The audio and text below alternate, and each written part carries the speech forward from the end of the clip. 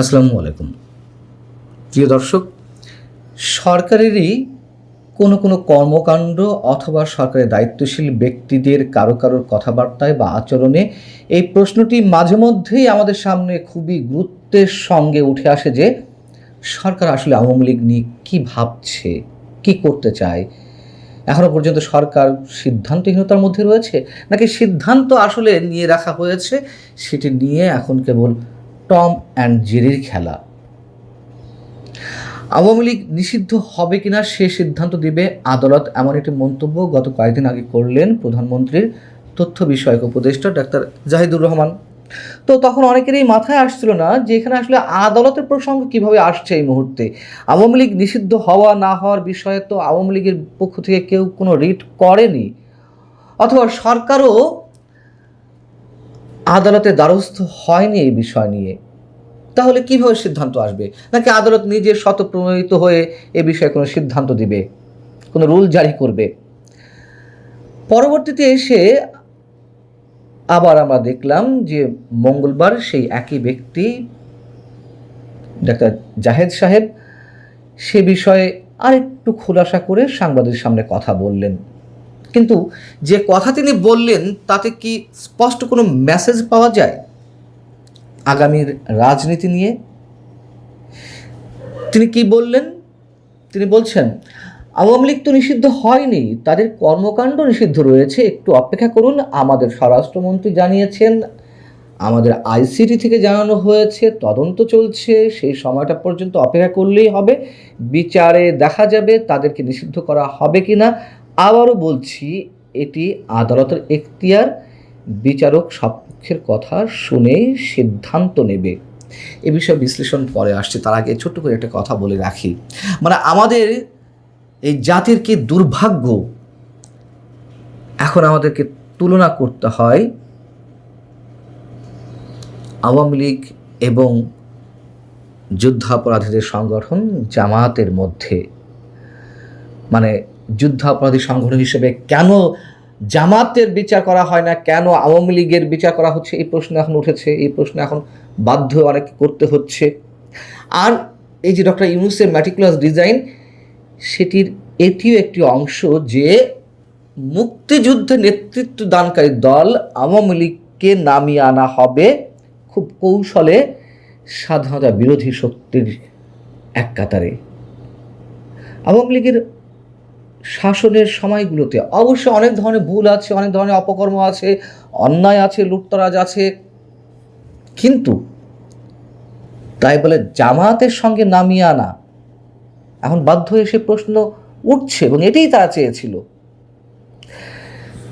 এখন জাহেদ সাহেব কেন কথা বলছেন? অনেকে মনে করতে পারেন যে জাহেদ সাহেবের দরদটা আওয়ামী লীগ নেতা কর্মীদের প্রতি একটু উতলে উঠেছে।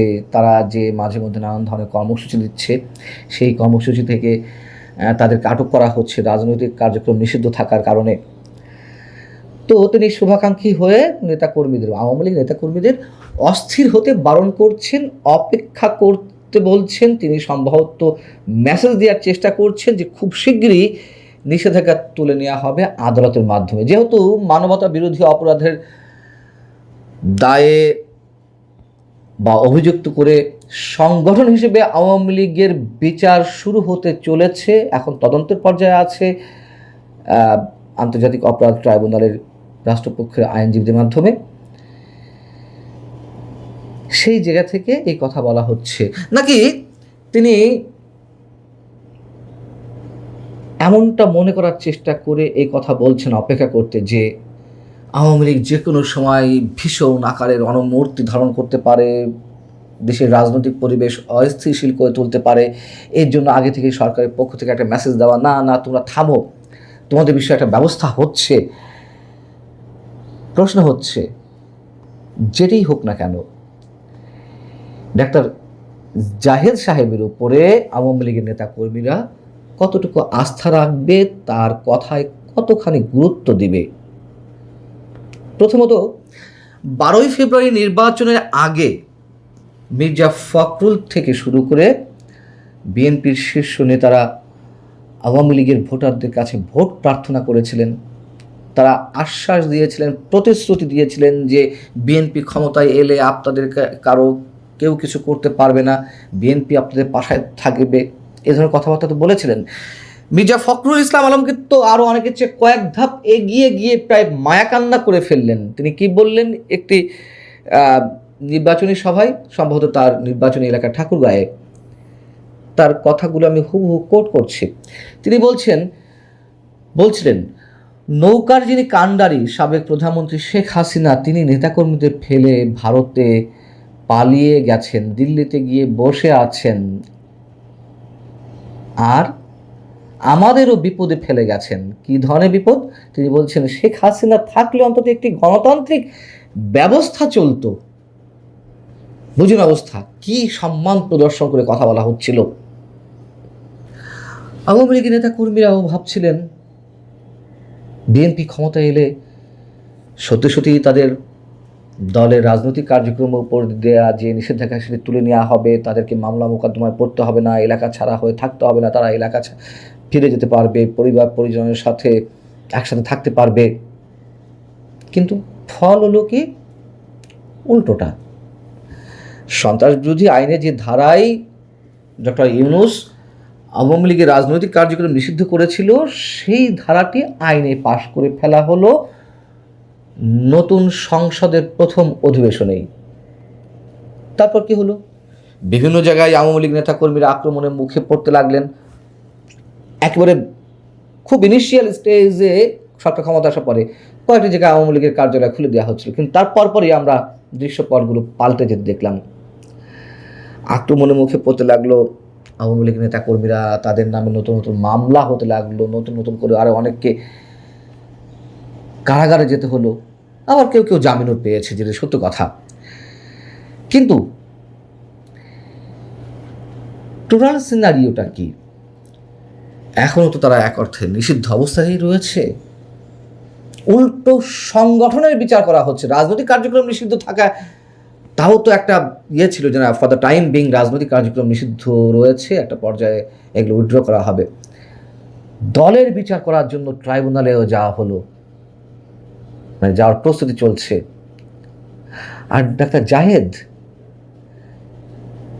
ব্যক্তি পর্যায় থেকে তার কথাটাও কতটুকু গুরুত্ব দিতে হবে? তিনি নিজেই তো মনে করেন যে আওয়ামী লীগ শুধু স্বৈরাচার নয়, আওয়ামী লীগ শুধু ফ্যাসিস্ট নয়, আওয়ামী লীগ পুরোপুরি একটা ডাকাতের দল, আওয়ামী লীগ মাফিয়া। তাহলে এই ডাক্তার সাহেব আমাদের তথ্য বিষয়ক উপদেষ্টা অপেক্ষা করতে বললেন ঠান্ডা রাখার জন্য। আবার স্থানীয় সরকার নির্বাচনের তফসিল ঘোষণা হতে যাচ্ছে 2-1 মাসের মধ্যে, এবং এগুলো করে একটা ঠান্ডা অবস্থায় রাখা। যদি ঠান্ডা অবস্থায় রাখতে পারে আমরা ওয়েলকাম জানাই। আওয়ামী লীগ কী করবে সে আওয়ামী লীগের সিদ্ধান্ত। কিন্তু আমাদের কথা হচ্ছে যে এভাবে সত্যি সত্যিই কোন দিকে নিয়ে যাওয়া হচ্ছে দেশের রাজনীতিকে, তার চেয়েও বড় কথা হচ্ছে আমাদের কারোর জন্য কারোর প্রতি দরদ দেখিয়ে লাভ নেই। বাস্তবতার জায়গা থেকে যে বিচার বিশ্লেষণগুলো করতে হচ্ছে, বিএনপি কতটা নিরাপদ, বিএনপি যে আওয়ামী লীগকে চরম প্রতিদ্বন্দ্বী হিসেবে ভয় পাচ্ছে যে ক্ষমতার ভাগিদার হয়ে যেতে পারে, যে কোনো সময় আওয়ামী লীগ ক্ষমতা চলে আসতে পারে তাকে রাজনীতি করতে দিলে, এই ভয় তো। কিন্তু জামাত, বিএনপি এখনো বুঝতে পারছে না। আমি বারবার একটা কথা বলি, তারা যে খেলাটি খেলছে সেটি তাদের জন্য বুমেরাং হয়ে উঠতে পারে। সাম্প্রদায়িক মৌলবাদী শক্তি যেভাবে এক ধরনের রাজনৈতিক শূন্যতার মধ্য দিয়ে শক্তিশালী হয়ে উঠছে, যেই শক্তিশালীটা আওয়ামী লীগ করেছিল, এটাও সত্য কথা, আওয়ামী লীগ রাজনৈতিক শূন্যতা সৃষ্টি করেছিল, ঠিক এখনও তাই চলছে। এবং এর মধ্য দিয়ে যেমন একটা ডক্টর ইউনূসের একটি জঙ্গিবাদী শাসন বাংলাদেশে প্রতিষ্ঠিত হয়েছিল, আবারও তাই হতে যাচ্ছে। এবং বিএনপি তার রাজনৈতিক ভবিষ্যৎটা কতটুকু বুঝতে পারছে আমরা জানি না। ক্ষমতায় থাকলে অন্ধ হয়ে যায় সবাই, সেটি আবার আমরা প্রত্যক্ষ করছি। ভালো থাকুন সবাই, আল্লাহ।